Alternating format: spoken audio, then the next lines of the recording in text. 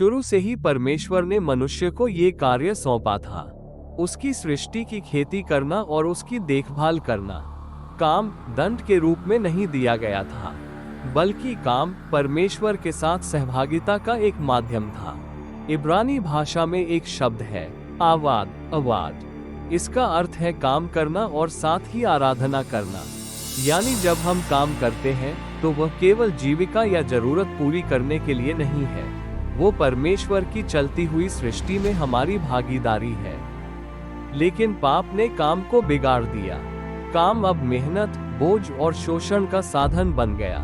भविष्यद्वक्ताओं ने उन व्यवस्थाओं की कड़ी निंदा की जो मजदूरों का शोषण करती थी, और सबत का उपहार यह घोषित करता है कि हम केवल अनवरत उत्पादन के द्वारा परिभाषित नहीं होते।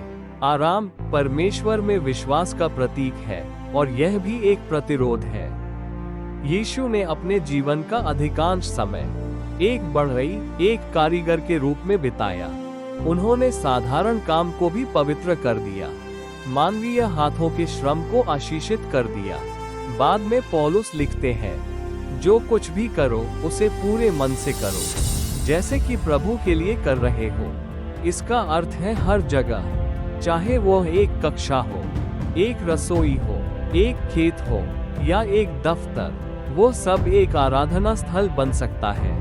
विश्वास केवल चर्च तक सीमित नहीं है, ये बाजार, खेत और कारखाने तक फैला है।